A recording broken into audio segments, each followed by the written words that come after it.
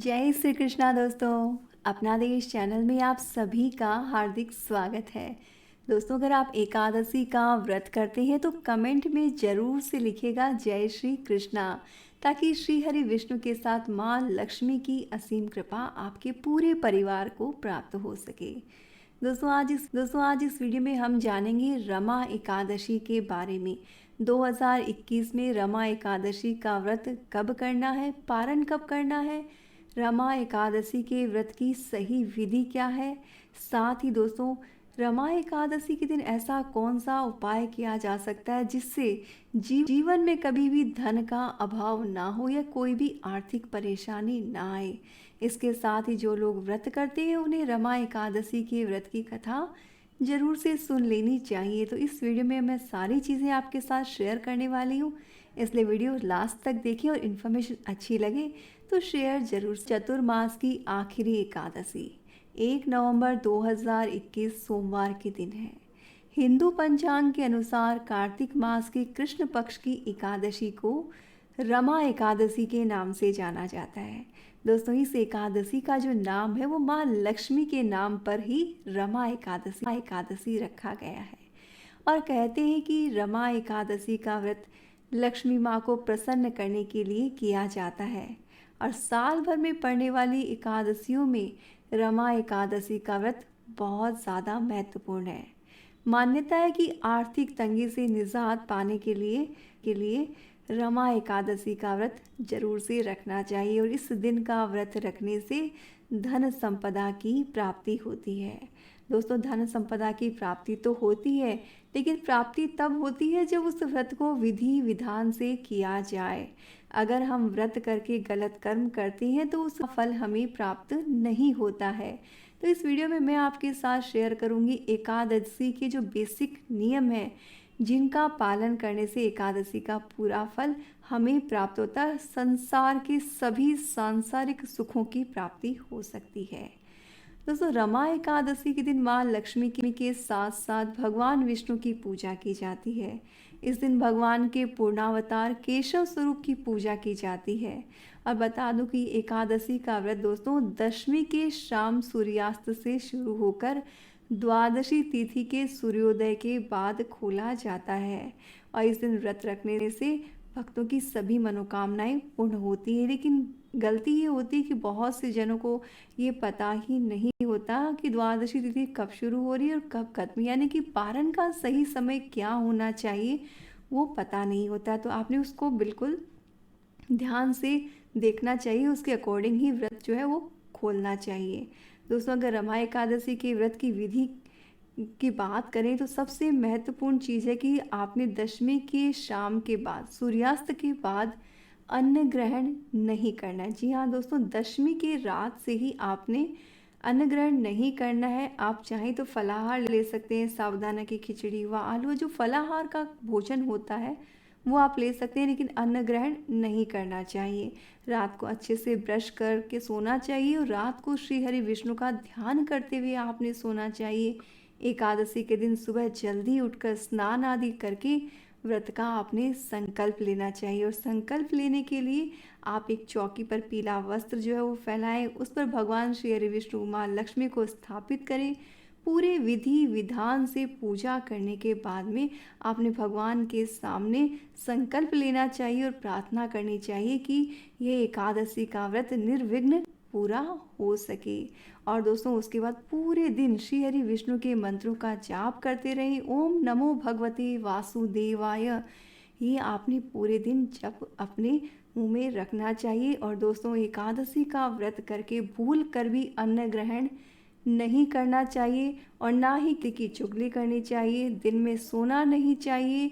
और दोस्तों, बेसिक जो नियम है, हर एक व्रत में एक नियम होता है कि अगर हम व्रत करके किसी का अपमान करते हैं तो उस व्रत का फल हमें प्राप्त नहीं होता है। इसलिए एकादशी के दिन आप बिल्कुल ख्याल रखें, वाणी पर नियंत्रण रखें, अपने आप पर संयम रखें।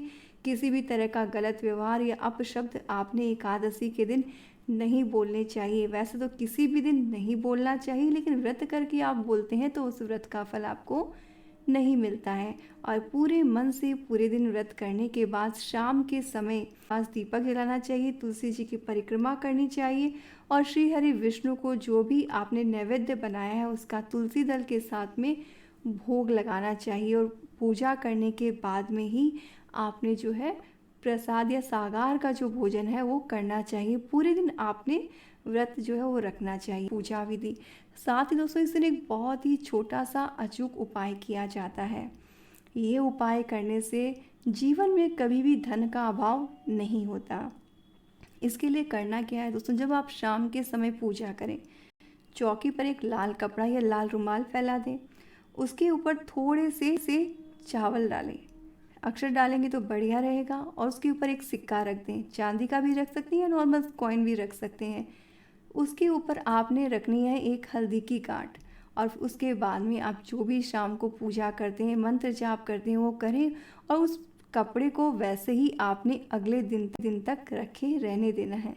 अगले दिन आपने उस कपड़े को उठाकर पोटली बनाकर अपनी तिजोरी में रख लेना चाहिए। कहते ही अभिमंत्रित हल्दी जिस अलमारी में या जिस भी तिजोरी में होती है वो कभी भी खाली नहीं होती है। ये तो हो गई दोस्तों उपाय की बात। लेकिन आपने भी देखा होगा कि हम बहुत सारे उपाय करते हैं तो तिजोरी में कई तरह की ऐसी ही कई पोटलियाँ बन जाती है जिनमें चावल रहते हैं, हल्दी रहती है और अन्य कई तरह की कौड़ी इत्यादि सामान रहते हैं। लेकिन दोस्तों जब भी आप कोई उपाय करते हैं तो एक चीज़ का ख्याल रखें, कुछ समय के बाद उन्हें चेक करते रहें। अगर उसके अंदर के रखे हुए चावल अगर सड़ गए हैं तो आपने उन्हें विसर्जित कर देना चाहिए। सड़े हुए चावल आपने तिजोरी या अलमारी में नहीं रखने हैं। अगर हल्दी की गांठ में कीड़े लग गए हैं उसे भी आपने विसर्जित कर देना चाहिए, किसी पेड़ की जड़ में डाल देना चाहिए। आपने उसे कूड़े में नहीं फेंकना है, लेकिन अलमारी में भी नहीं रखना चाहिए। सबसे बड़ी गलती दोस्तों हम यही करते हैं कि जब कोई भी अभिमंत्रित सामान अलमारी में रखते हैं तो उसके बाद उसको संभालते ही नहीं, उसको कभी खोलते ही नहीं और उसमें वो चीज़ें सड़ जाती है तो उनका प्रभाव भी खत्म हो जाता है। अगर हल्दी की गांठ सड़ गई है तो उसे आपने विसर्जित कर देना है। उसकी जगह पे तिथि में आपने पूजा करके फिर से आपने पोटली बनाकर अपनी अलमारी में रख लेनी चाहिए। तो इस तरह से करने से दोस्तों माँ लक्ष्मी की कृपा आप पर हमेशा बनी रहेगी। अब दोस्तों बात करें अगर एकादशी की, तो एकादशी तिथि जो है वो 31 अक्टूबर 2021 को दोपहर में 2:27 से शुरू होगी, जो कि 1 नवंबर को दोपहर में 1:21 तक रहने वाली है। यानी कि व्रत जो है वो आपने 1 तारीख को सोमवार के दिन करना रहेगा। और व्रत के पारण की बात करें तो 2 नवंबर को सुबह में 6:34 से सुबह में 8:46 के बीच में ही आपने व्रत का पारण कर लेना चाहिए। दोस्तों कभी भी एकादशी का जो व्रत है वो दोपहर के समय में नहीं खोला जाता है, आपने सुबह के समय ही पारण कर लेना चाहिए। और सुबह का समय अगर निकल जाता है तो फिर आपने दोपहर के बाद ही है, तो इस बात का आपने स्पेशली ख्याल रखना चाहिए। और एक चीज़ और बता दूं दोस्तों कि ये चतुर्मास की एकादशी है। और दोस्तों चतुर्मास में भगवान विष्णु पाताल लोक में विश्राम करते हैं।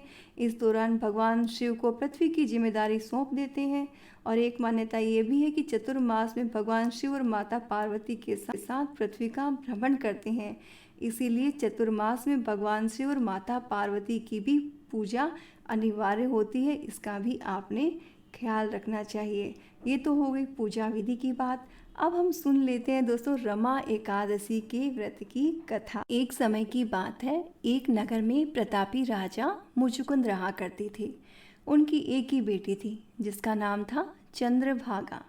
राजा ने बेटी का विवाह चंद्रसेन के बेटे शोभन के साथ कर दिया। अब जो शोभन थे वो शारीरिक रूप से बहुत दुर्बल थे और इस कारण वो एक समय भी बिना खाना खाए नहीं रह पाते थे। कार्तिक का महीना आया, शोभन और उसकी पत्नी ससुराल आए, तभी रमा एकादशी आ गई। अब चंद्रभागा के गृह राज्य में सभी एकादशी का व्रत रखा करते थे, इसलिए शोभन को भी ये व्रत रखने को कहा गया। ये सुनकर शोभन चिंता में पड़ गया, वह तो एक पल भी भूखा नहीं रह सकता, फिर वह रमा एकादशी का व्रत कैसे करेगा, वह पूरे दिन बिना अन्न ग्रहण किए कैसे रह पाएगा। अब इस चिंता के साथ वह अपनी पत्नी के पास गया, कुछ उपाय निकालने को कहा। शोभन की बात सुनकर चंद्रभागा ने कहा कि अगर ऐसा है तो आपको राज्य से बाहर जाना होगा, क्योंकि राज्य में सभी लोग ये व्रत रखते हैं, यहाँ तक कि जानवर भी अन्न ग्रहण नहीं करते हैं। लेकिन चंद्रभागा का ये उपाय शोभन ने मानने से इनकार कर दिया और व्रत करने की ठान ली।